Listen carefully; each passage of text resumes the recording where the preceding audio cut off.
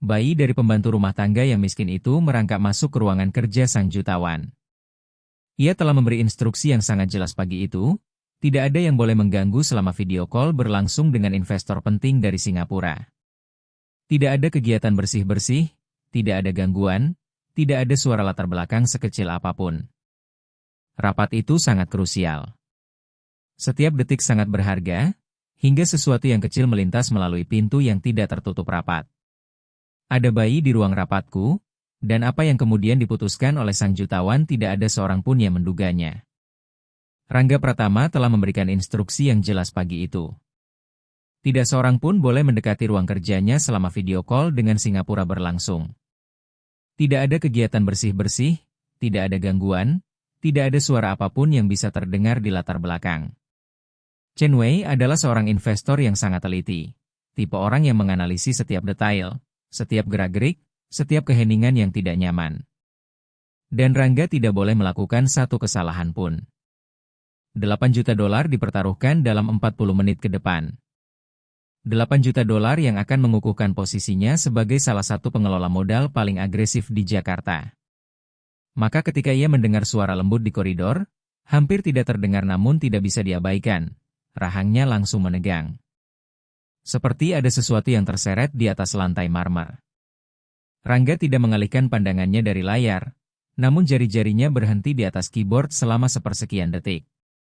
Seperti yang dapat Anda lihat dalam analisis kuartal ketiga, lanjut Chen Wei dari layar utama sambil merapikan kacamatanya dengan gerakan yang presisi, volatilitas pasar Asia menghadirkan peluang sekaligus risiko yang terukur.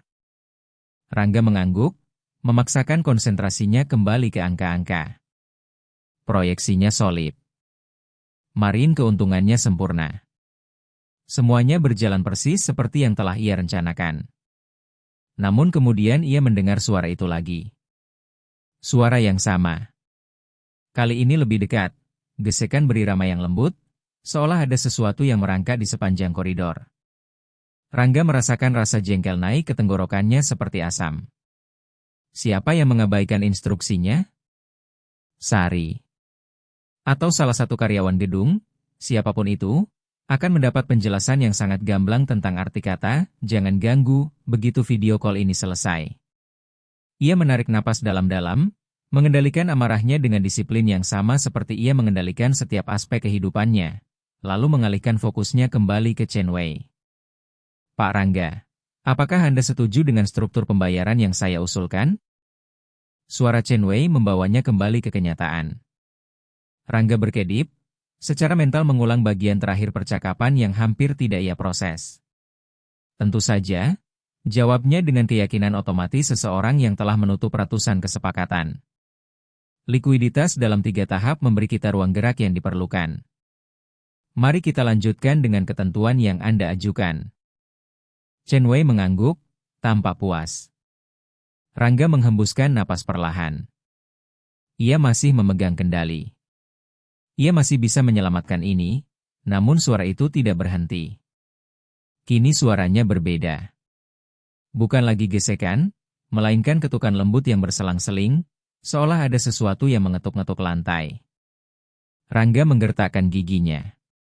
Siapapun itu, ia berada tepat di luar ruang kerjanya, tepat di tempat yang telah ia katakan kepada semua orang untuk tidak berada di sana.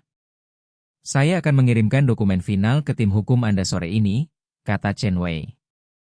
Saya harap mendapat konfirmasi sebelum hari Jumat. Akan ada, jawab Rangga.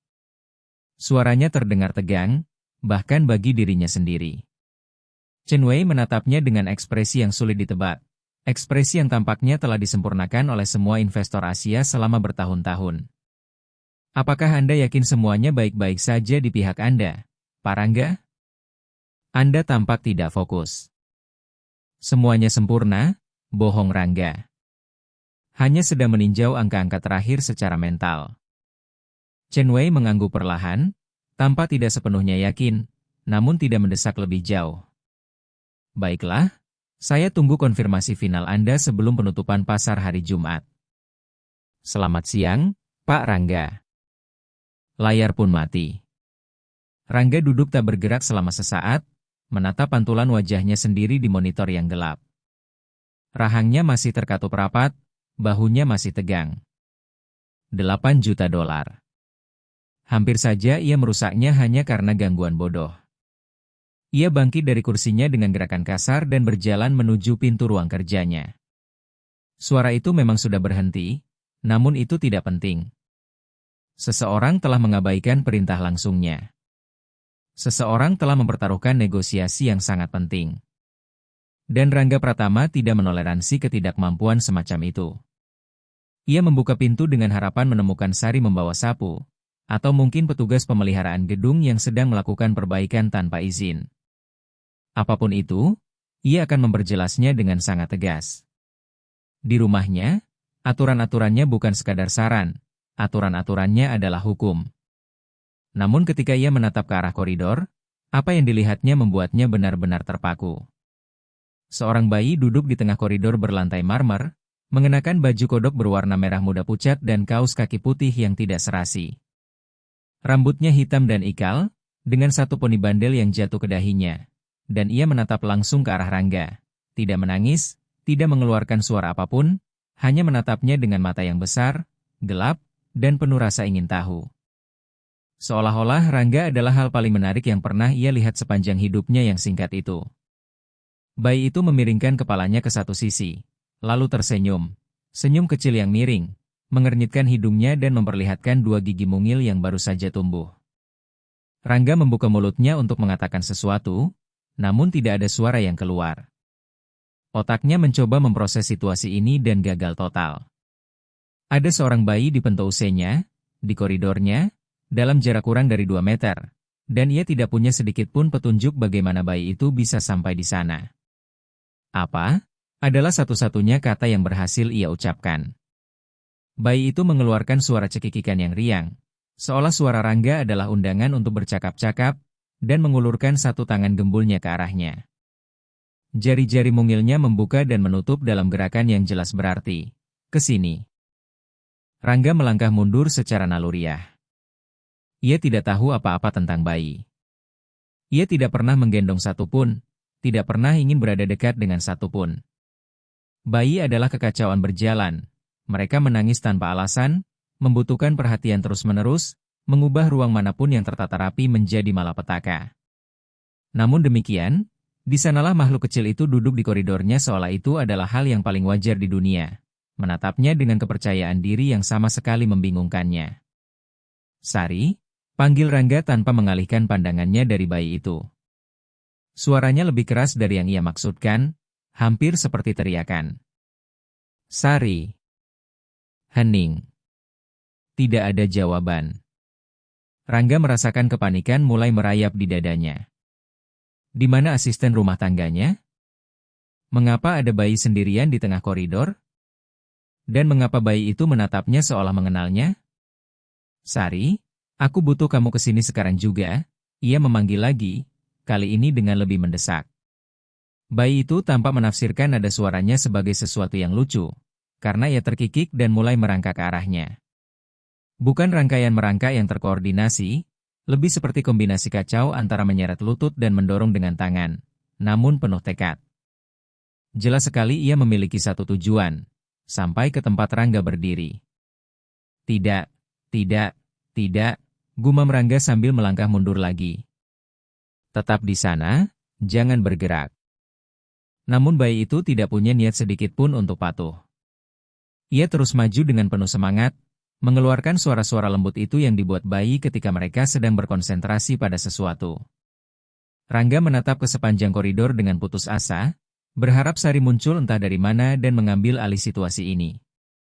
Namun tidak ada siapapun, hanya dirinya dan makhluk kecil yang semakin mendekat itu. Ketika bayi itu tiba di kakinya, ia berhenti dan mendongak menatapnya. Lalu ia mengulurkan kedua tangannya ke atas dengan telapak tangan terbuka dalam gerakan universal yang berarti, "Gendong aku." Rangga membeku. "Tidak," ucapnya pelan, lebih untuk dirinya sendiri daripada untuk si bayi. Ini tidak sedang terjadi. Namun bayi itu tidak menurunkan tangannya. Ia hanya terus menatapnya dengan mata-mata besar itu. Menunggu, mempercayai, seolah tahu dengan keyakinan yang tidak dapat dijelaskan bahwa Rangga akan melakukan hal yang benar.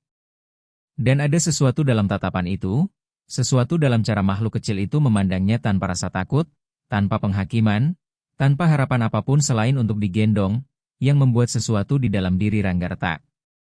Bukan keretakan yang dramatis, bukan wahyu yang tiba-tiba, melainkan sesuatu yang lebih halus, lebih berbahaya. Itulah retakan pada tembok yang telah ia habiskan 36 tahun membangunnya bata demi bata perlahan, tanpa benar-benar tahu mengapa ia melakukannya. Rangga berlutut di hadapan si bayi. Mereka kini berada di ketinggian yang sama. Si bayi menatapnya, dan ia menatap balik. "Siapa kamu?" tanya Rangga pelan. Bayi itu menjawab dengan ocehan yang tidak dapat dipahami dan kembali mengulurkan tangannya. Dan kemudian Rangga Pratama, pria yang tidak pernah membuat kesalahan, pria yang mengendalikan setiap aspek hidupnya dengan presisi yang sangat akurat, pria yang telah bersumpah tidak akan pernah membiarkan dirinya terpengaruh secara emosional oleh apapun atau siapapun, melakukan sesuatu yang sama sekali tidak dapat dijelaskan. Ia mengulurkan tangannya dan mengangkat si bayi. Bayi itu langsung menyesuaikan diri di dadanya, seolah itulah tempat yang seharusnya ia berada, dengan kepala bersandar di bahunya dan satu tangan mungilnya menggenggam kain kemejanya. Beratnya hampir tidak terasa, hangat, dan berbau bedak bayi serta sesuatu yang manis yang tidak dapat Rangga identifikasi. "Pak Rangga," suara Sari datang dari ujung koridor yang lain, terputus-putus, ketakutan. Rangga mengangkat pandangannya dan melihat Sari berdiri di sana, pucat seperti hantu, dengan kedua tangan menutupi mulutnya. Matanya merah seolah ia baru saja menangis. Saya sangat minta maaf, Pak. Saya tidak bermaksud. Nadia kabur dari saya. Saya hanya pergi sebentar ke kamar mandi dan ketika saya kembali ia sudah tidak ada dan suaranya putus sepenuhnya. Rangga seharusnya marah. Seharusnya ia memecatnya saat itu juga. Seharusnya ia menuntut penjelasan, mempertegas bahwa ini tidak dapat diterima, bahwa Sari telah melanggar kepercayaan dan aturan-aturannya dengan cara yang paling terang-terangan. Namun ketika ia membuka mulutnya untuk mengatakan semua itu, yang keluar adalah sesuatu yang sama sekali berbeda. "Nadia?" tanyanya dengan suara yang anehnya lembut. "Ya, Pak, putri saya. Usianya 8 bulan. Sari menelan ludah, bersiap untuk yang terburuk. "Saya mengerti jika Bapak ingin memecat saya. Beri saya beberapa menit saja untuk membereskan barang-barang." "Sudah berapa lama?" potong Rangga. Sari berkedip bingung. "Maaf? Sudah berapa lama kamu membawanya ke sini tanpa sepengetahuan saya?" Keheningan yang menyusul terasa berat dan menekan. Sari menundukkan pandangannya. 3 bulan, Pak. 3 bulan. 90 hari kebohongan. Rangga merasa seharusnya ia merasa terhina, dikhianati. Namun satu-satunya yang ia rasakan saat menggendong bayi hangat itu di dadanya adalah rasa ingin tahu yang aneh, sebuah pertanyaan yang tidak pernah ia bayangkan akan ia tanyakan pada dirinya sendiri. "Mengapa?" tanyanya akhirnya. Dan pertanyaan sederhana dan langsung itulah yang menjadi awal dari segalanya. Sari tidak tahu harus menjawab apa atas pertanyaan itu. Ia tidak mengharapkan rasa ingin tahu, ia mengharapkan kemarahan, penghinaan, mungkin ultimatum yang dingin dan profesional. Namun bukan kata yang begitu sederhana, begitu langsung, diucapkan dengan suara yang terdengar hampir manusiawi.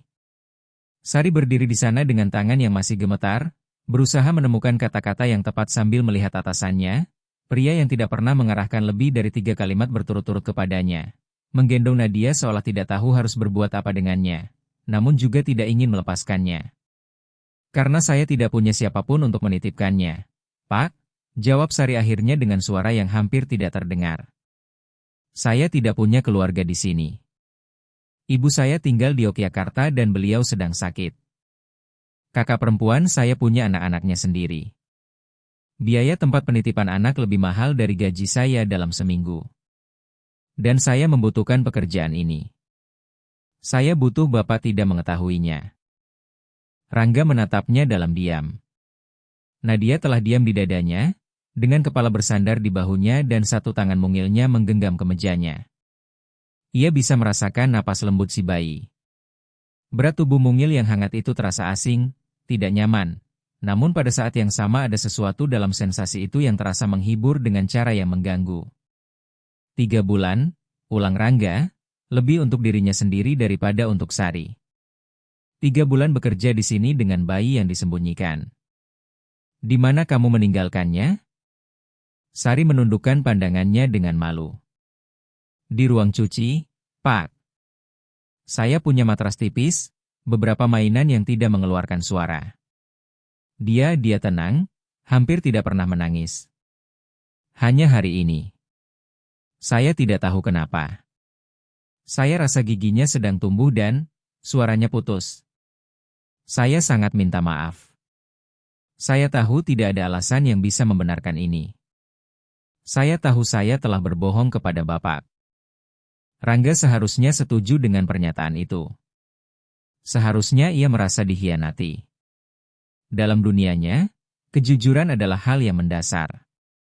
Kontrak harus dipenuhi.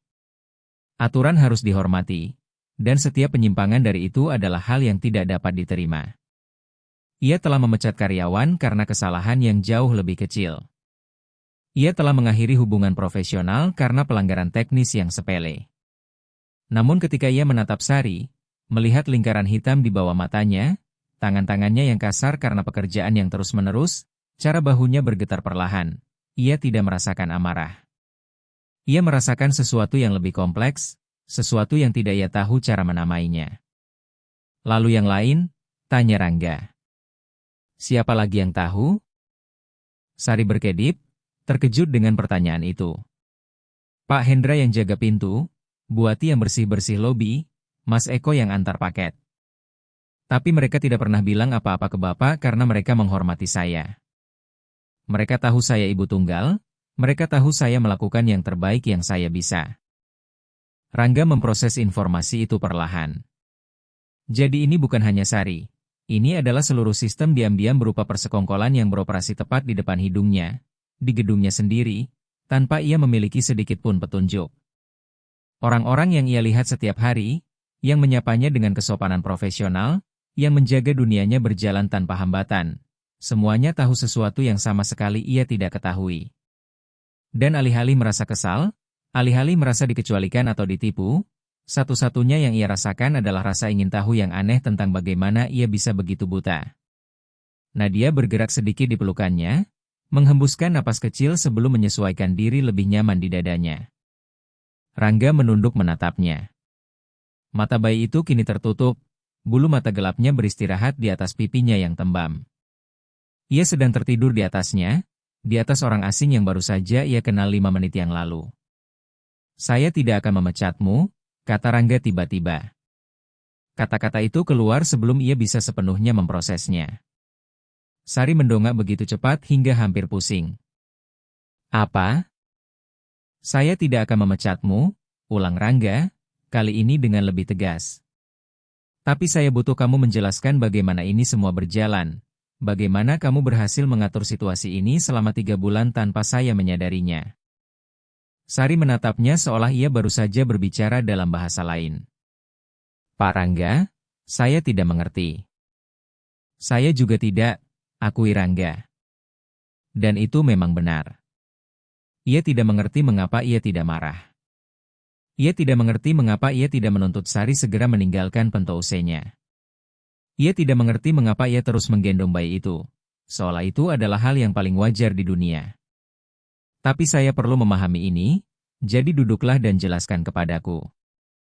Sari ragu-ragu, melirik ke arah ruang tamu seolah duduk di hadapan atasannya adalah pelanggaran yang sama beratnya dengan membawa putrinya secara diam-diam. Namun Rangga sudah berjalan menuju sofa, bergerak dengan hati-hati agar tidak membangunkan Nadia.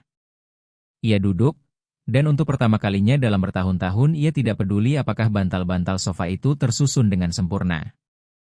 Sari mengikutinya perlahan, duduk di tepi kursi tunggal dengan punggung yang sangat tegak dan kedua tangan terjalin di pangkuannya. Saya tiba pukul 7 pagi melalui pintu belakang, Sari mulai dengan suara yang gemetar. Nadia selalu datang dalam keadaan tidur. Saya meletakkannya di ruang cuci dengan matrasnya, mainan-mainannya, saya memberinya makan sebelum Bapak bangun, saya bekerja selagi ia tidur atau bermain. Siang hari saya beri ia susu botol lagi. Pukul 3 kami pulang. Tidak pernah sekalipun ia keluar dari ruang cuci. Saya tidak tahu bagaimana ia bisa sampai ke sini. Rangga menatap bayi yang tertidur di pelukannya. Ia merangkak, ucapnya datar, sampai ke ruang kerjaku. Di tengah-tengah video call terpenting dalam karierku. Sari mengerut terlihat nyata. Saya sangat minta maaf, Pak. Kalau saja bisnis Bapak sampai hancur karena kesalahan saya. Tidak hancur, potong Rangga. Hampir, tapi tidak jadi. Keheningan panjang menyusul. Rangga bisa mendengar detak jam dinding, dengungan lembut AC, napas Nadia yang tenang. Semua yang lain adalah sunyi. Mengapa kamu tidak meminta bantuan? Tanya Rangga akhirnya. Mengapa kamu tidak memberitahu saya bahwa kamu butuh waktu untuk mencari tempat penitipan anak atau jadwal yang berbeda? Sari menatapnya seolah ia baru saja menyarankan sesuatu yang benar-benar tidak masuk akal. Pak Rangga, Bapak bukan tipe atasan seperti itu. Bapak punya aturan, ekspektasi, Bapak tidak mau hal-hal yang rumit. Rangga membuka mulutnya untuk membantah, namun berhenti, karena Sari benar. Itulah tepatnya yang ia proyeksikan, yang telah ia bangun secara sengaja selama bertahun-tahun. Citra seorang pria yang tidak menoleransi kesalahan, yang tidak menerima alasan, yang menjaga segalanya tetap terkendali karena setiap penyimpangan adalah ancaman, dan itu berhasil. Dalam bisnis, hal itu membuatnya ditakuti, dihormati. Namun di sini, di momen ini, menggendong bayi yang tertidur di atasnya dengan kepercayaan yang tidak ia layak dapatkan, citra itu terasa kosong, hampa. Kamu benar, akui Rangga. Saya bukan tipe atasan seperti itu. Atau mungkin dulu bukan. Saya tidak tahu. Sari tidak berkata apa-apa. Ia hanya menatapnya dengan campuran kebingungan dan kehati-hatian. Tapi ini tidak bisa terus seperti ini, lanjut Rangga. Kamu tidak bisa terus membawanya secara diam-diam. Ini berbahaya. Untuk dia, untuk kamu, untuk, ia berhenti, mencari kata-kata yang tepat. Untuk semua orang. Saya tahu, bisik Sari. Saya akan mencari solusi lain. Mungkin saya bisa, tidak, potong Rangga. Saya tidak akan membiarkan kamu mencari solusi lain sendirian. Kita akan mencarinya bersama. Keheningan yang menyusul begitu pekat sehingga Sari mengira ia salah dengar. Bersama? Bersama, tegaskan Rangga. Tapi saya perlu tahu lebih banyak tentang situasimu, tentang apa yang kamu butuhkan, tentang... Ia menatap Nadia yang masih tertidur, sama sekali tidak menyadari percakapan yang sedang menentukan masa depannya. Tentang dia. Sari menelan ludah. Saya tidak mengerti mengapa Bapak melakukan ini, Pak Rangga. Saya juga tidak, akui Rangga untuk kedua kalinya. Dan itu memang benar. Ia tidak mengerti dorongan apa yang membawanya untuk menggendong bayi itu. Ia tidak mengerti mengapa ia tidak marah.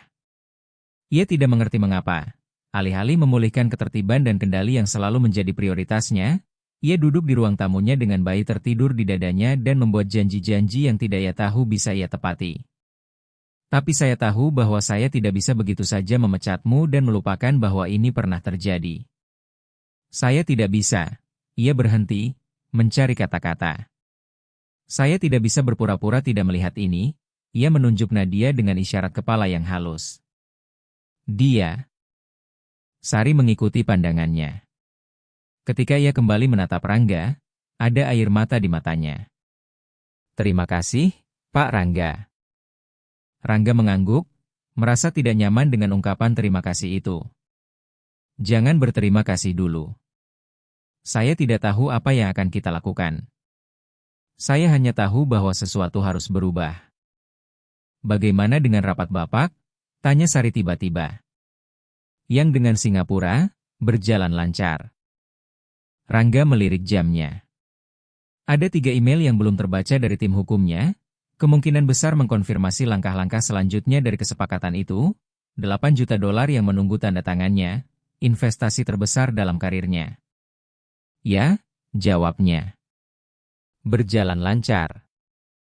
Namun saat mengatakannya, saat merasakan berat hangat Nadia di dadanya dan melihat air mata lega di mata Sari, Rangga menyadari sesuatu yang mengganggunya. Untuk pertama kalinya dalam kehidupan profesionalnya, kesepakatan bernilai miliaran itu tidak terasa seperti hal terpenting yang terjadi hari itu. Dan itu membuatnya lebih takut daripada kerugian finansial apapun, karena itu berarti sesuatu di dalam dirinya sedang berubah, sesuatu yang mendasar. Sesuatu yang telah ia jaga dengan hati-hati agar tetap tertidur selama 36 tahun. Pak Rangga, suara Sari menariknya keluar dari pikirannya. Apakah Bapak mau saya bawa dia pergi agar Bapak bisa kembali bekerja? Rangga menatap Nadia. Bayi itu masih tertidur pulas, satu tangan menggenggam kemejanya dan tangan yang lain beristirahat di dadanya. Ia bisa merasakan detak jantung mungilnya, kecil dan teratur, berdetak di tubuhnya. Tidak, katanya akhirnya. Biarkan dia tidur. Saya punya waktu. Sementara Sari menatapnya dengan ekspresi antara terkejut dan sesuatu yang menyerupai harapan, Rangga Pratama bersandar ke sandaran sofa, menggendong dengan hati-hati makhluk kecil yang telah merangkak masuk ke dalam hidupnya, dan bertanya-tanya apa yang sedang ia lakukan. Namun ia tidak melepaskannya, dan itulah, dalam beberapa hal yang paling menakutkan dari semuanya. Hari-hari setelah Selasa itu terasa aneh bagi Rangga, bukan karena rutinitasnya berubah secara drastis, melainkan karena ia mulai memperhatikan hal-hal yang selalu ada di sana namun berhasil ia abaikan selama bertahun-tahun. Seperti kenyataan bahwa Sari selalu tiba tepat pukul 7:05 setiap pagi, tidak pernah tepat pukul 7 seperti yang tercantum dalam kontraknya, atau bahwa ia selalu membawa 2 tas, satu berisi perlengkapan kebersihan dan satu yang lebih kecil, yang kini ia tahu berisi semua yang diperlukan untuk merawat seorang bayi selama 8 jam. Atau bahwa ketika Sari membersihkan dapur, ia melakukannya dalam keheningan total, tanpa memutar musik, tanpa bersenandung seperti yang dilakukan kebanyakan orang. Sunyi, selalu sunyi, karena ia tidak bisa mengambil risiko membangunkan Nadia, karena ia tidak boleh menarik perhatian, karena kelangsungan hidupnya bergantung pada kemampuannya untuk tidak terlihat. Rangga tidak pernah menyebut-nyebut lagi percakapan yang mereka lakukan. Ia tidak pernah kembali bertanya tentang Nadia atau tentang situasi Sari. Ia hanya melanjutkan hidupnya seolah tidak ada yang terjadi. Pergi ke kantor, menghadiri rapat, menutup kesepakatan, namun sesuatu telah berubah, sesuatu yang halus yang tidak bisa ia definisikan. Kini, ketika ia mendengar suara-suara lembut dari ruang cuci saat bekerja dari rumah, ia tidak lagi mengabaikannya. Ia mendapati dirinya berhenti, menahan napas, menunggu. Menunggu apa? Ia tidak tahu persis. Mungkin tangisan lain, mungkin momen lain di mana Nadia kabur dan merangkak sampai ke ruang kerjanya. Mungkin kesempatan lain untuk menggendongnya. Pikiran itu sangat mengganggunya, karena Rangga Pratama bukan pria yang mencari kesempatan untuk menggendong bayi. Bukan pria yang memikirkan anak kecil ketika seharusnya ia berkonsentrasi pada analisis keuangan. Namun demikian, itulah yang terjadi. Pada Jumat sore, 3 hari setelah kejadian itu, Rangga keluar lebih awal dari sebuah rapat. Mitra bisnisnya, Bagas, menatapnya dengan aneh ketika ia membatalkan makan malam dengan investor potensial dengan alasan urusan pribadi. Urusan pribadi? Ulang Bagas dengan nada tidak percaya. Sejak kapan kamu punya urusan pribadi? Rangga tidak tahu harus menjawab apa. Ia hanya pergi.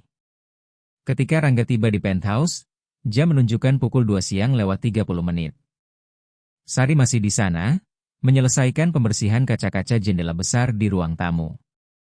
Ia terkejut ketika melihat Rangga masuk. Pak Rangga, ucapnya cepat sambil meletakkan kain lap yang ada di tangannya. Saya tidak menyangka Bapak akan pulang seawal ini. Kalau Bapak butuh saya pergi, tidak perlu, potong Rangga. Tetaplah di sini. Saya perlu bicara denganmu. Ia melihat ketegangan menjalar ke bahu Sari, postur defensif yang kini sudah ia kenali, seolah ia selalu bersiap-siap menunggu pukulan yang akan datang. Apakah saya melakukan sesuatu yang salah? Tanya Sari dengan suara hati-hati. Tidak, jawab Rangga. Justru sebaliknya. Saya sudah membuat beberapa panggilan telepon. Saya mencari pilihan-pilihan. Sari menatapnya tanpa mengerti. Pilihan untuk Nadia.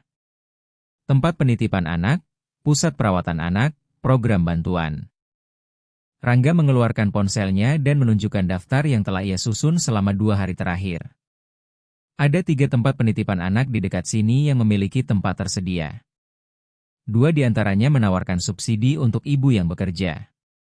Yang ketiga memiliki program beasiswa. Sari menatap layar itu seolah itu adalah sesuatu yang berbahaya. Pak Rangga, saya tidak bisa, tidak semahal yang kamu kira, potong Rangga. Dengan subsidi, yang paling terjangkau akan memakan biaya sekitar 2 juta rupiah per bulan.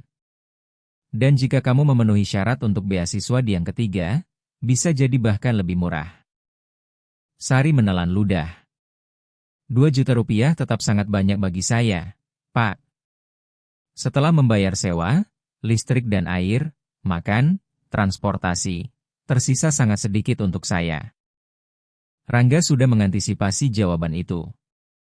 Itulah mengapa saya akan menaikkan gajimu. Keheningan yang menyusul begitu pekat hingga bisa dipotong dengan pisau. Sari menatapnya seolah ia baru saja mengatakan sesuatu yang benar-benar tidak masuk akal. Apa? Saya akan menaikkan gajimu, ulang Rangga. 30%. Itu seharusnya cukup untuk menutupi biaya penitipan anak dan menyisakan sedikit untuk keadaan darurat. Sari membuka dan menutup mulutnya beberapa kali tanpa mengeluarkan suara. Akhirnya ia menemukan suaranya. Saya tidak bisa menerima itu. Mengapa tidak? Karena Bapak tidak harus melakukannya. Karena saya telah berbohong kepada Bapak. Karena kamu takut ada sesuatu di balik ini. Selesaikan Rangga kalimatnya. Sari menundukkan pandangannya dengan malu, namun tidak membantah. Rangga menghela napas. Dengarkan, saya tahu ini terasa aneh. Saya tahu saya tidak dikenal karena kemurahan hati saya. Saya tahu kamu mungkin berpikir ada motif tersembunyi di balik ini semua. Ia mengusap rambutnya dengan satu tangan, mencari kata-kata yang tepat. Tapi kebenarannya adalah saya melihat sesuatu pada hari Selasa itu, sesuatu yang tidak bisa saya abaikan. Saya melihat seorang perempuan yang bekerja 2 kali lebih keras dari siapapun, melakukan pekerjaannya dengan sempurna sambil merawat seorang bayi secara diam-diam. Semua karena ia tidak punya pilihan lain. Dan saya melihat seorang bayi yang berhak mendapatkan sesuatu yang lebih baik daripada menghabiskan 8 jam bersembunyi di ruang cuci. Ia berhenti sejenak. Dan saya menyadari bahwa saya memiliki sumber daya untuk mengubah itu, jadi saya akan melakukannya. Sari kembali meneteskan air mata. Saya tidak tahu harus berkata apa. Katakan ya, jawab Rangga dengan sederhana. Sari menyeka air matanya dengan punggung tangannya. Boleh saya bertanya sesuatu, Pak Rangga? Silakan. Mengapa Bapak benar-benar melakukan ini? Jangan salah paham, saya sangat berterima kasih, tapi Bapak tidak seperti ini. Semua orang di gedung ini membicarakan betapa tegasnya Bapak, betapa ketatnya Bapak, dan tiba-tiba Bapak menawarkan kenaikan gaji dan membantu saya mencari tempat penitipan anak untuk putri saya. Mengapa? Itu adalah pertanyaan yang bagus. Pertanyaan yang telah Rangga tanyakan kepada dirinya sendiri kira-kira 100 kali dalam 3 hari terakhir, dan ia masih belum punya jawaban yang jelas. Jujurnya, saya tidak tahu, akuinya. Mungkin karena ketika Nadia menatap saya hari itu, sesuatu dalam diri saya berhenti. Ia merasa canggung mengatakannya. Tidak penting. Intinya adalah saya bisa membantu dan saya akan melakukannya. Sari memandanginya untuk waktu yang lama. Boleh saya melihatnya? Tanya Rangga tiba-tiba. Pertanyaan itu mengejutkan keduanya. Sari berkedip. Nadia. Ya, kalau tidak merepotkan. Sari ragu-ragu, namun kemudian mengangguk perlahan. Dia sedang tidur di ruang cuci. Saya bisa membawanya ke sini kalau Bapak mau. Tidak, kata Rangga. Saya yang ke sana. Ia mengikuti Sari ke ruang cuci, sebuah ruangan yang tidak pernah ia kunjungi dalam 2 tahun ia tinggal di penthouse itu. Ruangannya lebih besar dari yang ia bayangkan. Ada mesin cuci, pengering, Rak-rak yang penuh dengan perlengkapan kebersihan dan handuk-handuk yang dilipat dengan presisi seperti di barak militer.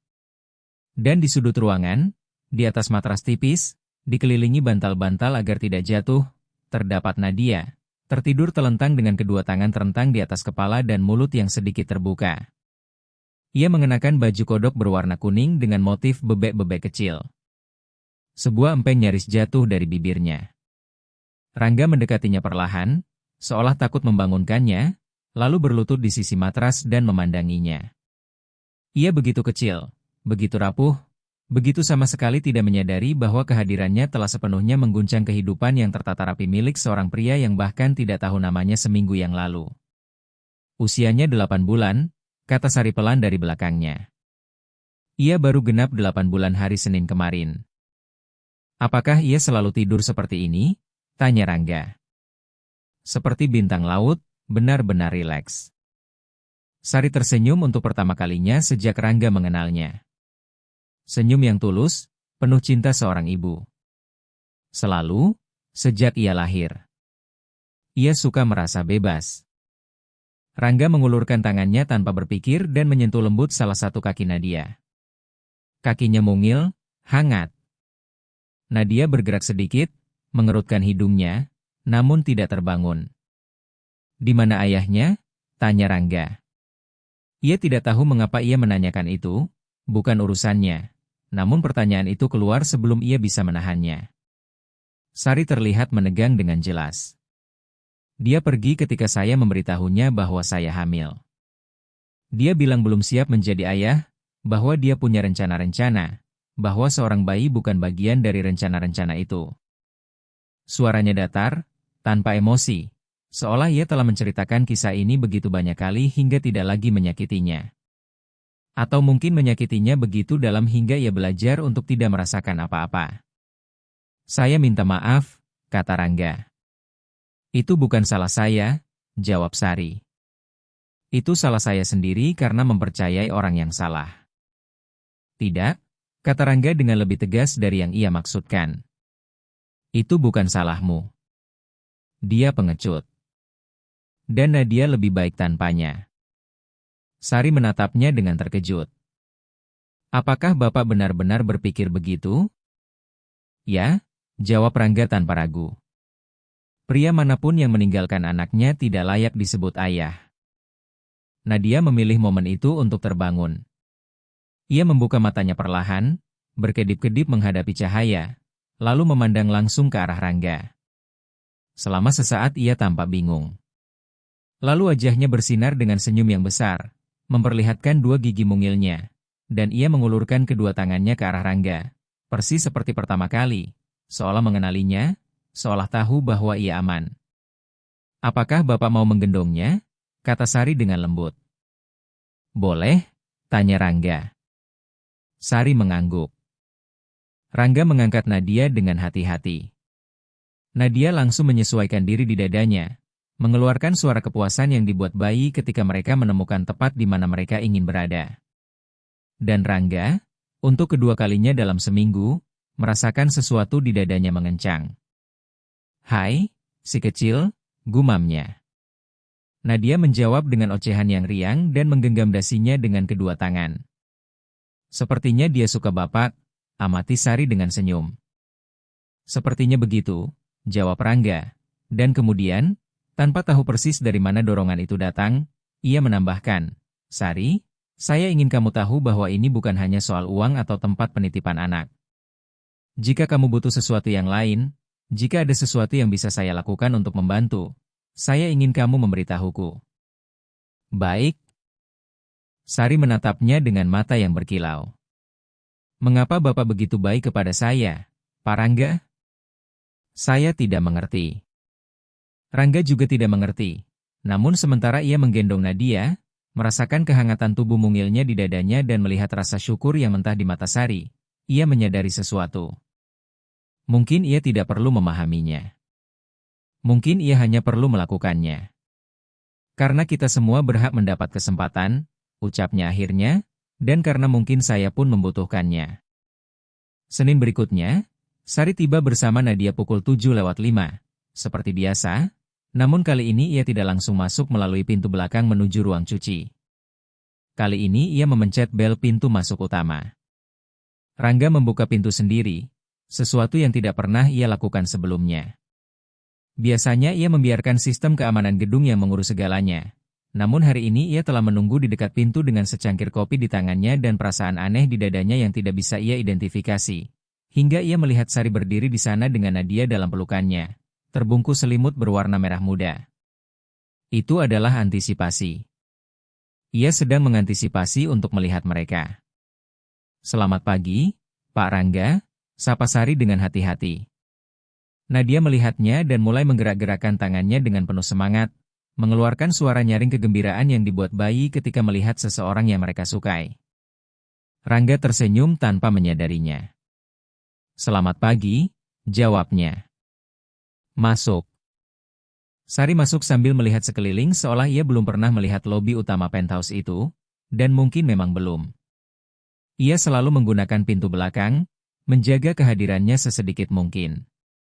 Kini ia berdiri di tengah ruangan, di atas lantai marmer Italia yang Rangga impor dari Italia, di bawah lampu gantung kristal yang harganya lebih mahal dari gaji tahunan Sari. Dan untuk pertama kalinya bagi Rangga, semua itu terasa berlebihan, tidak perlu.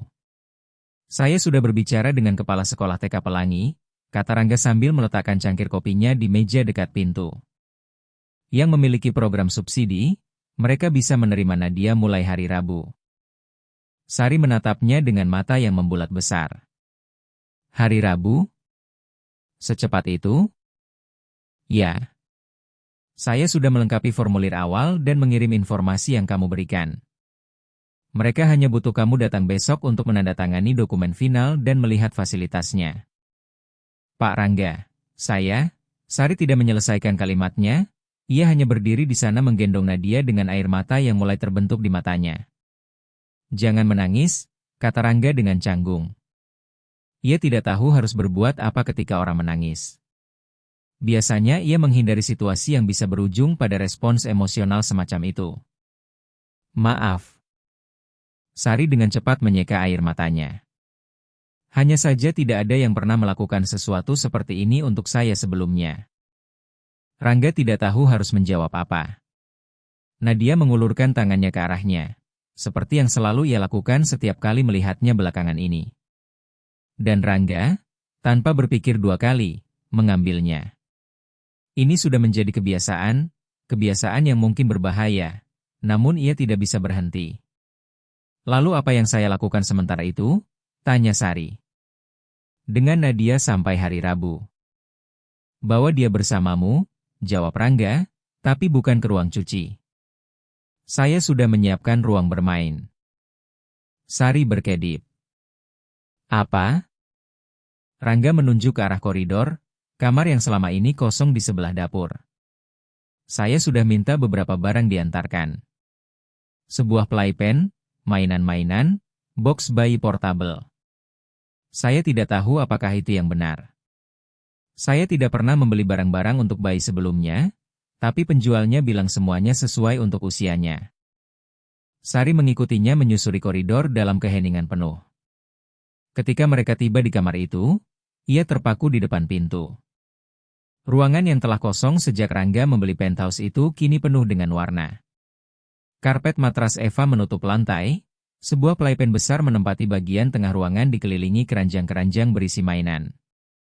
Ada kursi goyang di dekat jendela, box bayi portabel di sudut ruangan, meja ganti popok yang dilengkapi dengan popok, tisu basah, dan krim bayi. Bahkan ada mobile musik yang tergantung di atas playpen dengan boneka-boneka hewan kecil yang berputar perlahan. "Ini terlalu banyak," bisik Sari. "Ini yang diperlukan," koreksi Rangga. "Dan sebelum kamu bilang kamu tidak bisa menerimanya, biarkan saya memperjelas sesuatu. Ini bukan hanya untukmu, ini untuknya." Ia menunjuk Nadia yang memandang semuanya dengan mata besar dan penuh rasa ingin tahu. Dia layak mendapatkannya. Sari menutup mulutnya dengan satu tangan, berusaha menahan tangis, namun air mata tetap mengalir juga. Rangga merasa benar-benar kebingungan. "Apakah saya melakukan sesuatu yang salah?" tanyanya dengan khawatir. Ini terlalu berlebihan. Saya bisa mengembalikan barang-barang ini kalau... Sari menggelengkan kepalanya dengan kuat. Ini sempurna. Hanya saja saya tidak bisa percaya ini nyata. Nadia mulai menggeliat-geliat di pelukan Rangga, jelas ingin turun untuk menjelajahi semua mainan baru itu. Rangga meletakkannya dengan hati-hati di atas karpet matras Eva. Nadia langsung merangkak menuju playpen, menggenggam jerujinya untuk berdiri dengan kaki yang gemetar. Rangga merasakan sesuatu seperti rasa bangga ketika melihatnya bertahan sendiri. Sebentar lagi dia akan berjalan, komentar Sari sambil menyeka air matanya.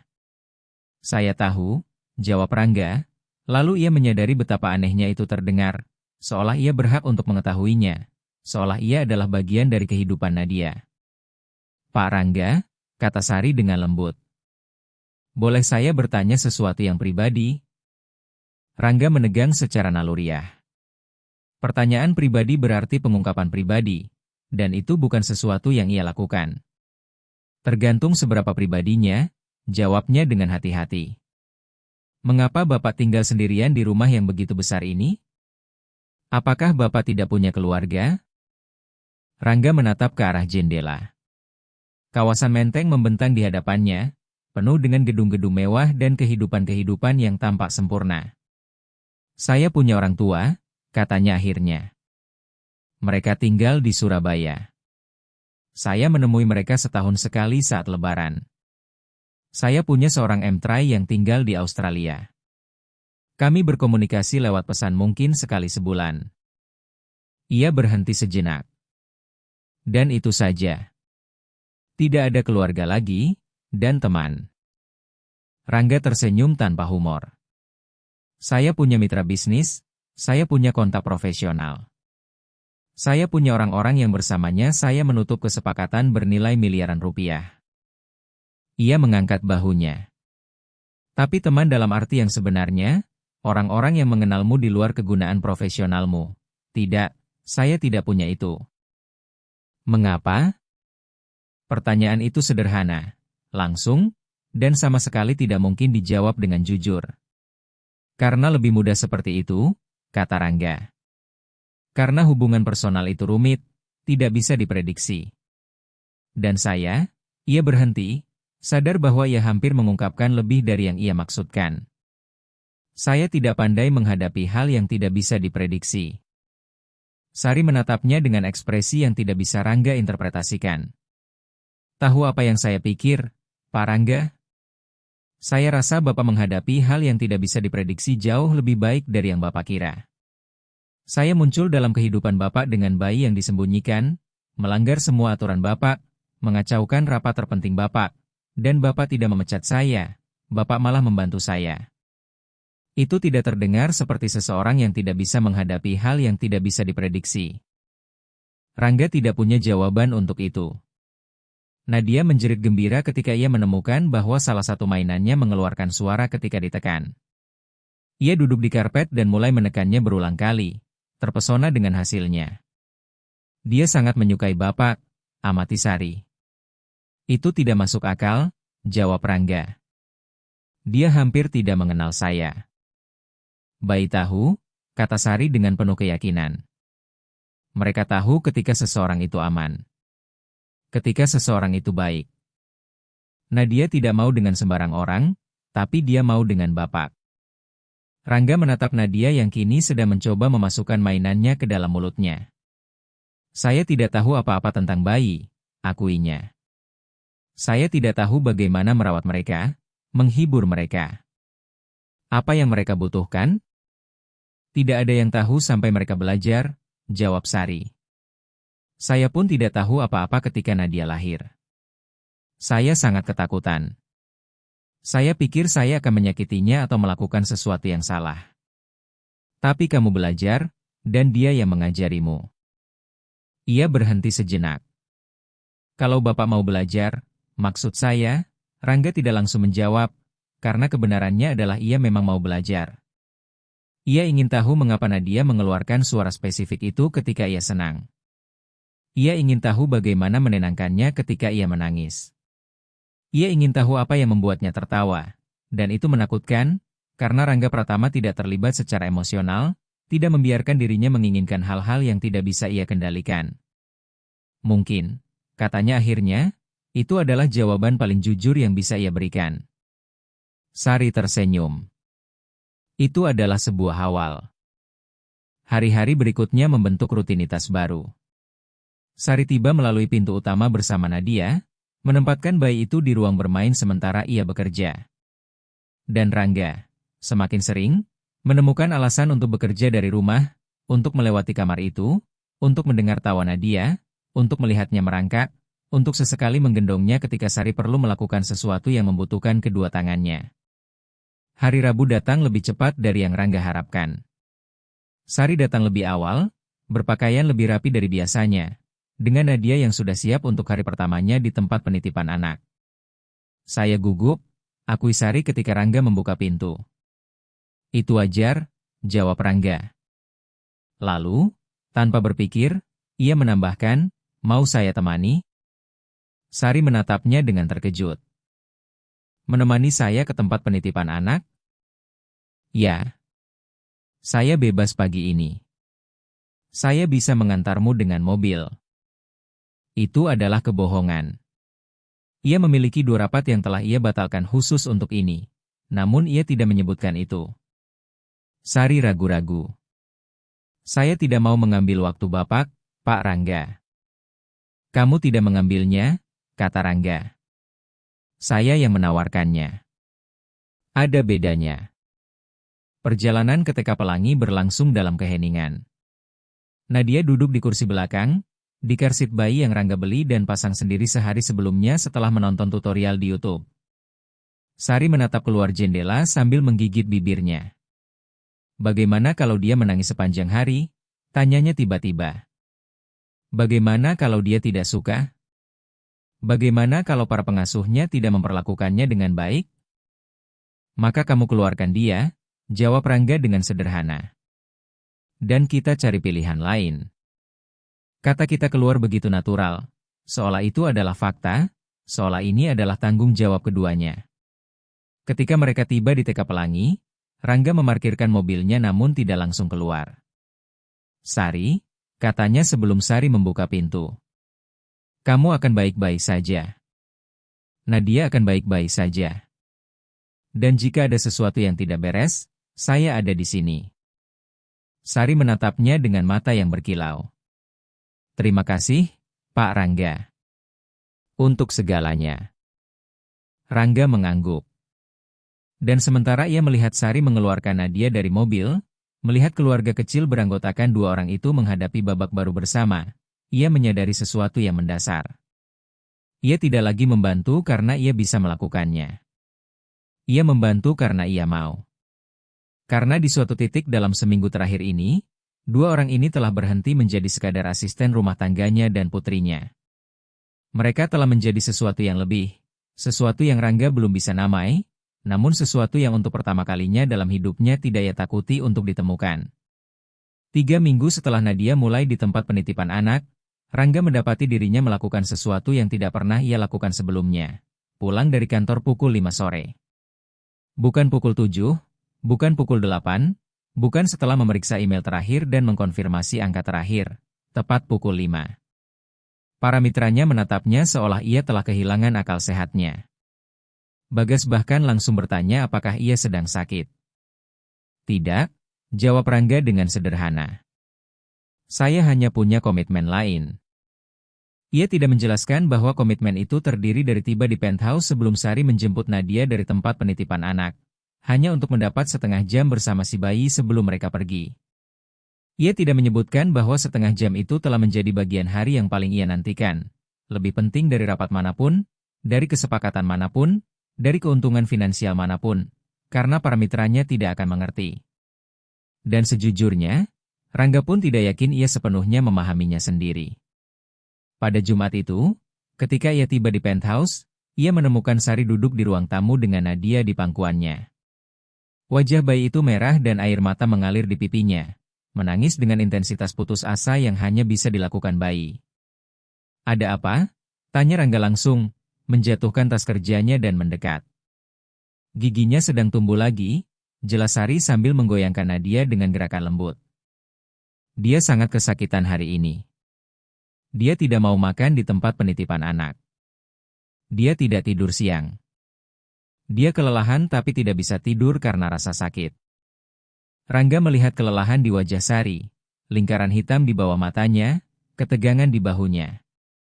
Sudah berapa lama dia menangis? 1 jam, akui Sari. Saya sudah mencoba segalanya. Gel gusi bayi, mainan dingin untuk digigit, menggendong sambil digoyang, menyanyikan lagu. Tidak ada yang berhasil. Nadia melihat Rangga dan mengulurkan tangannya ke arahnya. Masih menangis, namun jelas ingin digendong. Boleh? Tanya Rangga. Sari mengangguk dan menyerahkan bayi itu dengan hati-hati. Rangga menggendong Nadia di dadanya, merasakan tubuh mungilnya gemetar dengan setiap isakan. SSST, gumamnya, mulai berjalan perlahan-lahan melintasi ruang tamu. Saya tahu, si kecil. Sakit, kan? Nadia menggenggam kemejanya, menekan wajah kecilnya yang hangat ke lehernya. Tangisnya tidak berhenti seketika, namun berkurang sedikit. Rangga terus berjalan, sedikit mengayun di setiap langkah, bergumam kata-kata yang tidak bermakna, hanya agar ia mendengar suaranya. Berhasil? Amati Sari dengan terkejut. Dia suka cara bapak melakukannya. Saya tidak melakukan sesuatu yang berbeda, jawab Rangga, namun itu tidak sepenuhnya benar. Ia telah membaca artikel-artikel tentang perkembangan anak, buku-buku tentang perawatan bayi, forum-forum di mana para orang tua berbagi pengalaman. Ia merasa konyol melakukannya, seolah sedang belajar untuk ujian mata kuliah yang tidak pernah ia ambil. Namun ia mau tahu, ia perlu tahu. Setelah 15 menit berjalan dan mengayun, Nadia akhirnya tenang. Napasnya menjadi lebih dalam, lebih teratur. Rangga merasakan ketika berat tubuhnya menjadi benar-benar lemas di pelukannya. Ia tertidur. Kamu luar biasa, bisik Sari dengan kagum. Saya tidak luar biasa, jawab Rangga dengan suara yang sama pelannya. Saya hanya gigih. Ia duduk dengan hati-hati di sofa, menjaga Nadia tetap di dadanya. Sari duduk di sebelahnya. Dan untuk pertama kalinya sejak Rangga mengenalnya, ia bersandar ke sandaran sofa dengan desahan lega. Terima kasih, ucapnya dengan sederhana. Sama-sama. Keheningan yang nyaman menyusul. Nadia tidur pulas, sesekali menghembuskan napas kecil seperti yang dilakukan bayi-bayi. Rangga bisa merasakan jantungnya berdetak di dadanya. Boleh saya bertanya sesuatu? Kata Sari setelah beberapa saat. Tentu. Mengapa kamu tidak pernah menikah? Apakah kamu tidak pernah ingin punya anak? Pertanyaan itu mengejutkannya. Rangga menatap ke arah jendela, melihat senja melukis langit dengan warna oranye dan merah muda di atas kota. Pernah ada seseorang, katanya akhirnya. Beberapa tahun yang lalu. Namanya Dewi. Kami bersama hampir 3 tahun. Sari menunggu dalam diam, memberinya ruang untuk melanjutkan. Dia ingin menikah, ingin punya anak, ingin membangun kehidupan bersama. Dan saya, Rangga berhenti sejenak, saya bilang saya belum siap, bahwa saya perlu fokus pada karir saya dulu, bahwa masih ada waktu untuk itu nanti. Ia mengencangkan sedikit pelukannya pada Nadia, seolah ia butuh berpegangan pada sesuatu yang nyata. Dia menunggu setahun, lalu setahun lagi, dan akhirnya ia memberi saya ultimatum. Entah kita benar-benar berkomitmen, atau kita berakhir. Dan apa yang kamu pilih? Tanya Sari dengan lembut. Saya memilih karir saya, jawab Rangga. Saya bilang kepadanya bahwa saya tidak bisa memberinya apa yang ia inginkan, bahwa saya tidak diciptakan untuk kehidupan seperti itu. Ia tersenyum pahit. Dia menikah 2 tahun kemudian. Sekarang punya 3 anak. Tinggal di Bandung bersama suaminya, yang seorang dosen sastra. Saya melihatnya sekali di Instagram. Dia terlihat bahagia. Apakah kamu menyesal? Rangga memikirkan pertanyaan itu untuk waktu yang lama. Saya menyesal telah menyakitinya, katanya akhirnya. Tapi saya tidak menyesal atas keputusannya, karena saya memang benar. Pada saat itu saya memang belum siap untuk kehidupan itu. Saya tidak tahu bagaimana menjadi apa yang ia butuhkan. Ia menatap Nadia yang tertidur di pelukannya.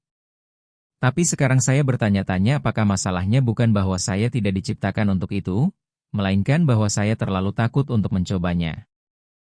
Sari tidak berkata apa-apa untuk sesaat. Lalu dengan lembut ia berkomentar, "Kamu tidak tampak takut sekarang." Rangga menatapnya. "Tidak," tegaskan Sari. "Saya melihat kamu bersama Nadia dan saya tidak melihat ketakutan. Saya melihat seseorang yang sedang belajar untuk mencintai tanpa syarat, tanpa ekspektasi, tanpa kendali." Rangga merasakan sesuatu di tenggorokannya mengencang. "Saya tidak tahu apakah ini cinta," katanya dengan suara serak. "Saya tidak tahu apa yang saya rasakan ini." "Saya tahu," jawab Sari. "Ini persis seperti yang saya rasakan pertama kali saya menggendong Nadia." Momen teror mutlak itu, bercampur dengan keyakinan yang tidak dapat dijelaskan bahwa kamu akan melakukan apa saja untuk melindunginya, apa saja untuk melihatnya bahagia. Ia berhenti sejenak. "Itulah cinta, Pak Rangga, meskipun kamu belum pernah merasakannya sebelumnya." Rangga tidak tahu harus berkata apa, jadi ia hanya duduk di sana menggendong Nadia sementara matahari terbenam sepenuhnya. Dan untuk pertama kalinya dalam kehidupan dewasanya, ia tidak memikirkan pekerjaan, tidak memikirkan investasi yang tertunda, tidak memikirkan angka-angka yang perlu ia periksa atau panggilan yang harus ia balas. Ia hanya memikirkan kehangatan bayi mungil di dadanya dan perempuan yang duduk di sebelahnya yang melihatnya dengan pemahaman yang tidak pernah dimiliki siapapun sebelumnya. "Sari," katanya tiba-tiba. "Ya?" "Berhentilah memanggilku Pak Rangga. Panggil saja Rangga." Sari menatapnya dengan terkejut. "Saya tidak tahu apakah saya bisa. Itu akan terlalu tidak formal." "Tolong," potong Rangga, dan ada sesuatu dalam suaranya, sesuatu yang rentan dan jujur, yang membuat Sari mengangguk perlahan. "Baiklah, Rangga."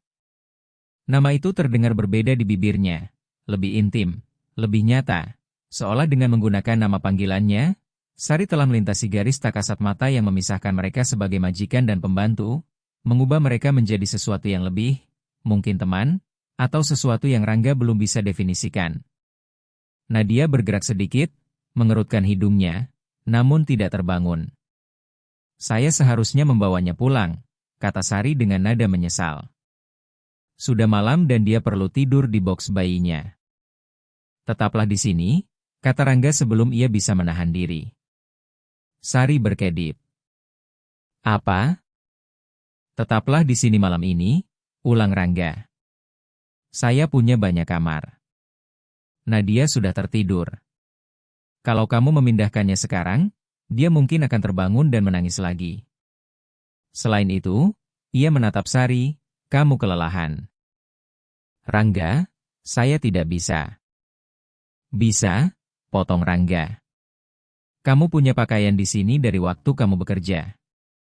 Kamu bisa mandi, beristirahat. Dan besok hari Sabtu, jadi tidak ada yang terburu-buru." Ia melihat keraguan di mata Sari. "Saya hanya menawarkan tempat untuk tidur, tidak lebih, agar kalian berdua bisa benar-benar beristirahat." Sari menatap Nadia, lalu Rangga, lalu kembali ke putrinya. "Kamu yakin?" "Sepenuhnya." Dan begitulah, untuk pertama kalinya sejak Rangga membeli penthouse itu, ada orang lain yang tidur di bawah atapnya. Mereka menempatkan Nadia di ruang bermain menggunakan box bayi portable. Sari mandi dan mengenakan salah satu kaos milik Rangga yang jauh terlalu besar untuknya. Dan ketika keduanya sudah memastikan bahwa Nadia benar-benar tertidur pulas, mereka duduk di dapur dengan teh hangat, berbicara pelan-pelan tentang hal-hal kecil dan besar sekaligus. Sari bercerita tentang masa kecilnya di Yogyakarta, tentang ibunya yang berjualan gudeg di pasar, tentang kakak perempuannya yang selalu menjadi yang paling bertanggung jawab sementara Sari bermimpi tentang sesuatu yang lebih besar. Rangga bercerita tentang orang tuanya yang tidak pernah mengerti mengapa ia memilih dunia keuangan alih-alih perusahaan konstruksi keluarga, tentang M-Try-nya yang melarikan diri ke Australia mencari kebebasan, Tentang bertahun-tahun membangun kerajaan profesional sambil membiarkan kehidupan pribadinya layu karena diabaikan. Kedengarannya bukan seperti kehidupan yang bahagia, amati Sari. Memang tidak, akui Rangga, tapi aman, bisa diprediksi. Ia menatap ke arah kamar tempat Nadia tidur. Dan sekarang tidak ada yang bisa diprediksi. Anehnya, ini adalah pertama kalinya dalam bertahun-tahun saya merasa benar-benar hidup. Sari tersenyum. Selamat datang di kekacauan hidup yang sesungguhnya. Apakah selalu seperti ini? Tanya Rangga. Begitu menakutkan sekaligus begitu indah pada saat yang sama? Selalu, konfirmasi Sari. Sejak saat Nadia lahir, hidup saya bukan lagi hanya milik saya. Setiap keputusan saya ambil dengan memikirkannya. Setiap pengorbanan terasa sepadan ketika saya melihatnya tersenyum. Matanya melunak. Dan ya, itu menakutkan karena kamu tidak pernah tahu apakah kamu melakukannya dengan benar. Tapi ini juga adalah tujuan paling jelas yang pernah saya miliki. Rangga menyerap kata-kata itu. Tujuan. Ia tidak pernah memikirkan hidupnya dalam istilah seperti itu. Ia telah memikirkan target, sasaran, indikator keberhasilan. Tapi tujuan itu berbeda, lebih dalam, lebih bermakna. Saya rasa saya iri padamu, katanya dengan lembut. Sari menatapnya dengan terkejut. Iri padaku? Tapi kamu punya segalanya. Uang, kesuksesan, kebebasan. Saya punya benda-benda, koreksi Rangga. Tapi kamu punya seseorang yang memberi makna pada semua itu. Seseorang yang membuatmu rela bangun setiap pagi, bahkan jika kamu kehilangan segalanya yang lain. Keheningan yang menyusul syarat dengan makna. Sari menatapnya dengan cara yang tidak bisa Rangga interpretasikan. Ada sesuatu di matanya, sesuatu yang membuatnya merasa terekspos dan dilihat sekaligus. Rangga, kata Sari akhirnya. Mengapa kamu benar-benar melakukan semua ini? Bukan hanya kenaikan gaji atau tempat penitipan anak, ini, membiarkan kami tinggal di sini, merawat Nadia, berbicara kepadaku seolah, ia berhenti. Seolah kamu setara denganmu, selesaikan Rangga kalimatnya, karena memang begitu. Dan karena, ia berhenti, mencari kata-kata yang tepat. Karena kalian berdua mengingatkan saya bahwa saya telah lupa bagaimana caranya hidup, bahwa saya telah mengacaukan antara sekadar ada dengan benar-benar hidup, dan mungkin belum terlambat untuk mempelajari perbedaannya. Mata Sari berkilau dengan air mata. Belum terlambat, bisiknya. Dan di momen itu, duduk di dapur pada tengah malam sementara Nadia tidur di kamar sebelah, sesuatu berubah di antara mereka, sesuatu yang mendasar dan permanen. Pagi berikutnya datang dengan cahaya keemasan yang menyaring masuk melalui jendela-jendela penthouse. Rangga terbangun lebih awal dari biasanya, bukan karena alarm atau kebiasaan, melainkan karena ia mendengar tawa lembut dari dapur.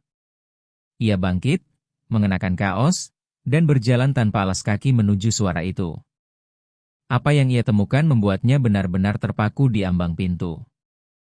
Sari berdiri di dekat kompor menyiapkan telur orak-arik, bersenandung lagu yang lembut. Nadia duduk di kursi makan bayinya yang baru, yang Rangga beli namun belum pernah ia lihat digunakan. Memukul-mukul baki dengan kedua tangannya dan tertawa setiap kali membuat suara. Cahaya pagi memandikan keduanya, menciptakan pemandangan yang begitu sempurna, begitu penuh kehidupan, hingga Rangga merasakan sesuatu di dadanya mengembang dengan menyakitkan. Selamat pagi, kata Sari ketika melihatnya, dengan senyum yang malu-malu. Ia masih mengenakan kaos yang Rangga pinjamkan tadi malam yang panjangnya sampai pertengahan pahanya, dengan rambut yang dikuncir berantakan. Rangga belum pernah melihatnya seperti itu. Begitu santai, begitu seperti di rumah sendiri. Selamat pagi, jawab Rangga sambil mendekat. Nadia melihatnya dan menjerit gembira sambil mengulurkan tangannya. Rangga membungkuk dan mencium keningnya sebelum duduk di sebelahnya. Itu adalah gerakan yang otomatis, natural, seolah ia telah melakukannya 1000 kali sebelumnya. Baru ketika ia melihat ekspresi di wajah Sari, ia menyadari apa yang baru saja ia lakukan. Maaf, ucapnya cepat. Saya tidak seharusnya. Tidak, potong Sari dengan suara yang lembut. Tidak apa-apa. Dia menyayangimu dan kamu, Ia berhenti seolah tidak yakin apakah harus melanjutkan. Dan aku juga menyayanginya, selesaikan Rangga kalimatnya. Kata-kata itu keluar sebelum ia bisa menahannya. Dan di saat mengatakannya, ia tahu itu adalah kebenaran. Sari meletakkan spatulanya dan berbalik sepenuhnya ke arahnya. Rangga, saya tahu, kata Rangga. Saya tahu ini rumit. Saya tahu secara teknis kamu adalah pembantu rumah tanggaku dan ada seluruh dinamika kekuasaan yang bermasalah di sini dan saya mungkin seharusnya menjaga jarak profesional. Ia mengusap rambutnya dengan frustrasi. Tapi saya tidak bisa terus berpura-pura bahwa ini hanya soal membantu seseorang yang membutuhkan. Karena itu sudah bukan lagi begitu sejak beberapa minggu lalu. Sari menatapnya dengan mata yang sangat terbuka, tanpa berkata apa-apa. Saya memikirkan kalian sepanjang waktu. Lanjut Rangga, di tempat kerja, di rapat, ketika saya seharusnya berkonsentrasi pada angka-angka dan proyeksi. Saya memikirkan apakah Nadia tidur dengan baik, apakah ia makan cukup di tempat penitipan anak, apakah kamu sudah beristirahat cukup. Saya memikirkan untuk pulang ke rumah hanya untuk melihat kalian. Dan kemarin, ketika saya meminta kalian untuk tinggal, ia berhenti, menatap langsung ke matanya. Itu bukan hanya karena Nadia perlu tidur, itu karena saya tidak mau kalian pergi. Karena untuk pertama kalinya dalam bertahun-tahun, tempat ini terasa seperti rumah. Air mata mulai mengalir di pipi Sari. Saya tidak bisa percaya ini sedang terjadi, bisiknya. Sebulan yang lalu saya masih menyembunyikan putriku di ruang cuci, berdoa agar ia tidak menangis supaya saya tidak kehilangan pekerjaan saya. Dan sekarang kamu berdiri di dapurku menangis sementara saya mengakui bahwa saya jatuh cinta padamu dan putrimu. Selesaikan Rangga dengan senyum yang gemetar. Ya, situasinya cukup tidak masuk akal. Sari mengeluarkan tawa yang setengah isakan. Kamu tidak tahu apa yang kamu katakan. Saya ibu tunggal. Saya punya utang. Saya tinggal di apartemen yang ukurannya sama dengan ruang bermainmu. Saya tidak punya apa-apa untuk ditawarkan kepadamu. Kamu punya segalanya untuk ditawarkan kepadaku, koreksi Rangga sambil berdiri dan mendekat ke arahnya. Kamu memberi saya alasan untuk hidup alih-alih sekadar ada. Kamu menunjukkan kepadaku apa artinya memiliki tujuan. Kamu mengajarku bahwa kendali bukan hal yang sama dengan kebahagiaan. Ia menggenggam wajahnya di antara kedua tangannya dengan kelembutan yang tidak terhingga. Dan kamu memberi saya kesempatan untuk mencintai tanpa rasa takut. Saya sangat takut, akui Sari. Takut akan apa? Takut bahwa ini hanya sementara. Bahwa suatu hari kamu akan terbangun dan menyadari bahwa kamu telah membuat kesalahan. Bahwa Nadia dan saya hanyalah sebuah fase, sesuatu yang kamu butuhkan untuk mengisi kekosongan, dan ketika kekosongan itu terisi dengan hal lain, kamu tidak lagi membutuhkan kami. Rangga menggelengkan kepalanya dengan tegas. Sari, lihatlah aku. Saya berusia 36 tahun. Saya telah menghabiskan seluruh kehidupan dewasa saya menghindari tepatnya hal ini. Menghindari perasaan, menghindari komitmen, menghindari apapun yang bisa membuat saya rentan. Dan ya, kalian mengisi kekosongan, tapi bukan kekosongan yang bisa diisi dengan hal lain. Ini adalah kekosongan dengan bentuk yang spesifik, bentuk seorang bayi yang mencuri dasinya dan seorang perempuan yang membuatku ingin menjadi lebih baik dari diri saya. Tangannya sedikit gemetar di wajah Sari. Ini bukan sementara. Ini adalah hal yang paling permanen yang pernah saya rasakan dalam hidup saya. Sari memejamkan mata, membiarkan air mata jatuh dengan bebas. Saya tidak tahu bagaimana melakukan ini. Saya tidak tahu bagaimana menjalani hubungan yang nyata. Satu-satunya pengalaman saya berakhir dengan ayah Nadia meninggalkan saya. Dan milikku berakhir dengan Dewi meninggalkanku karena saya terlalu takut untuk berkomitmen, jawab Rangga. Jadi keduanya dari kita tidak tahu apa yang sedang kita lakukan, tapi kita bisa belajar bersama. Ia membuka mata Sari dengan ibu jarinya, membuatnya menatap ke arahnya. Bagaimana menurutmu? Maukah kamu mencobanya? Sari menatapnya untuk waktu yang lama. Rangga bisa melihat konflik di matanya, ketakutan yang berjuang melawan harapan. Dan kemudian, perlahan, ia mengangguk. Ya, bisiknya. Saya mau mencobanya. Rangga merasakan kelegaan yang begitu penuh menyelimutinya hingga hampir membuatnya pusing. Ia membungkuk, menempelkan keningnya ke kening Sari. Terima kasih, gumamnya. Karena memberi saya kesempatan ini. Karena mempercayai saya. Nadia memilih momen itu untuk menjerit tidak sabar. Jelas kesal karena diabaikan selama seluruh percakapan yang penuh emosi itu. Keduanya tertawa, memecah ketegangan. Rangga mendekati kursi makan bayi dan mengangkat Nadia dalam pelukannya. Cemburu ya, si kecil? Tanyanya dengan penuh kasih sayang. Nadia menjawab dengan menggenggam hidungnya dengan kedua tangan. Sari menatap keduanya dan ekspresinya melunak sepenuhnya. Dia mencintaimu, katanya. Dan aku mencintainya, jawab Rangga tanpa ragu. Lalu ia menatap Sari dengan mata gelap yang penuh sesuatu yang begitu jujur hingga membuat Sari kehilangan napas. Dan aku mencintaimu. Sari menutup mulutnya dengan kedua tangan berusaha menahan isakan. Aku juga mencintaimu, berhasil ia katakan. Saya tidak tahu kapan tepatnya ini terjadi. Apakah ketika kamu membeli semua mainan itu? Atau ketika kamu begadang semalaman mencari tahu tentang bayi? Atau ketika kamu menyebut namaku untuk pertama kalinya tanpa kata Bu, di depannya. Tapi itu terjadi. Dan ini nyata. Rangga menutup jarak di antara mereka dengan Nadia masih dalam pelukannya dan mencium Sari dengan lembut. Itu adalah ciuman yang manis, penuh janji, penuh dengan semua hal yang tidak satu pun dari keduanya tahu cara mengatakannya dengan kata-kata. Nadia, terjepit di antara mereka, mengeluarkan tawa kecil dan bertepuk tangan seolah ia mengerti persis apa yang sedang terjadi. Ketika mereka berpisah, Sari bertanya, lalu sekarang apa? Sekarang, kata Rangga, kita biarkan telurnya gosong sementara kita sarapan bubur bayi bersama Nadia. Lalu mungkin kita pergi ke taman atau tetap di sini bermain di ruang tamu. Atau kita hanya ada bersama tanpa rencana yang sempurna, tanpa kendali mutlak. Ia tersenyum. Hanya kita bertiga menemukan bagaimana semua ini bekerja. Kedengarannya menakutkan, akui Sari. Kedengarannya sempurna, koreksi Rangga. Dan sementara Sari mematikan kompor dan menyelamatkan telur yang setengah gosong, sementara Nadia tertawa dalam pelukan Rangga, sementara ketiganya menempatkan diri di meja makan seolah itu adalah hal yang paling wajar di dunia, Rangga menyadari sesuatu yang mendasar. Ia telah menghabiskan 36 tahun membangun kehidupan yang sempurna di atas kertas, karir yang tak bercela, penthouse yang mewah, rekening bank yang hanya bisa diimpikan kebanyakan orang, namun ia telah benar-benar kosong. Karena kesempurnaan tidak berarti apa-apa tanpa seseorang untuk berbagi dengannya. Kesuksesan tidak penting jika kamu kembali ke rumah yang sunyi setiap malam, dan semua uang di dunia tidak bisa membeli suara seorang bayi yang tertawa atau kehangatan seorang perempuan yang menatapmu seolah kamu sudah cukup persis seperti apa adanya. Kamu sedang memikirkan apa? Tanya Sari, memperhatikan ekspresinya yang melamun.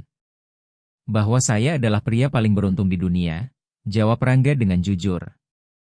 Sari tertawa. Kamu bodoh. Sayalah yang beruntung di sini. Kalau begitu kita adalah dua orang bodoh yang beruntung, konsesi Rangga.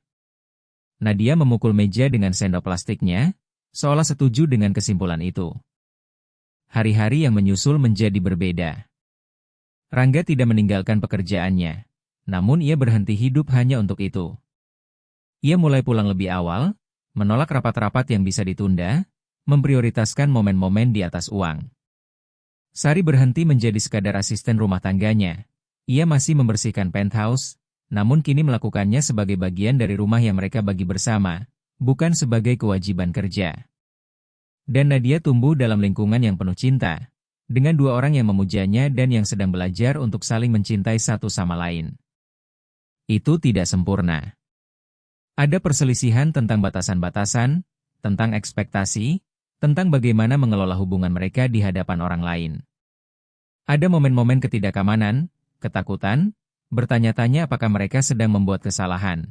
Namun mereka selalu kembali ke tempat yang sama, keyakinan bahwa apa yang mereka miliki bersama jauh lebih berharga dari kesempurnaan manapun yang telah direncanakan. Suatu malam, 3 bulan setelah ciuman pertama di dapur itu, Rangga duduk di sofa dengan Nadia yang tertidur di dadanya. Sebentar lagi Nadia hampir bisa berjalan sendiri, meskipun ia masih sempoyongan seperti pelaut kecil yang mabuk. Sari meringkuk di sebelahnya sambil membaca buku. Televisi dimatikan. Tidak ada musik, hanya suara napas Nadia yang tenang dan sesekali suara halaman yang dibalik. "Tahu apa?" kata Rangga dengan lembut. "Apa?" tanya Sari tanpa mengangkat pandangannya dari buku. "Dulu saya selalu berpikir bahwa keheningan adalah hal paling berharga yang saya miliki. Keheningan yang terkendali itu, yang bisa diprediksi, yang kosong." Ia menatap Nadia, lalu Sari. "Tapi keheningan ini berbeda, tidak kosong. Keheningan ini penuh dengan kalian. Dan itu jauh lebih baik." Sari menutup bukunya dan menatapnya dengan mata yang kini ia kenal benar. "Aku mencintaimu, Rangga Pratama." "Dan aku mencintaimu, Sari," jawab Rangga. "Kamu dan si kecil ini yang mengubah hidupku dengan merangkak masuk ke ruang kerjaku." Nadia menghela napas dalam tidurnya, menyesuaikan diri lebih nyaman di dadanya. Dan Rangga tahu, dengan keyakinan mutlak yang tidak pernah ia rasakan tentang apapun dalam hidupnya, bahwa ia telah menemukan tepatnya apa yang selama ini ia hindari selama bertahun-tahun ini. Ia telah menemukan rumahnya, bukan di penthouse mewah di kawasan Menteng, bukan dalam karir yang gemilang atau rekening bank yang menggiurkan, melainkan pada dua orang yang mengajarinya bahwa benar-benar hidup berarti membuka diri pada kekacauan indah dari cinta. Dan sementara malam turun di atas Jakarta, sementara Nadia tidur dalam pelukannya dan Sari meringkuk di sisinya, Rangga memejamkan mata dan sekadar ada dalam momen itu yang sempurna sekaligus tidak sempurna. Karena pada akhirnya itulah semua yang ia butuhkan. Cinta, keluarga, tujuan, dan keberanian untuk menerima bahwa versi terbaik dari hidupnya tidak pernah ada dalam rencana-rencananya yang tersusun sempurna, melainkan dalam hal-hal yang tak terduga, yang tak terkendali, yang benar-benar nyata.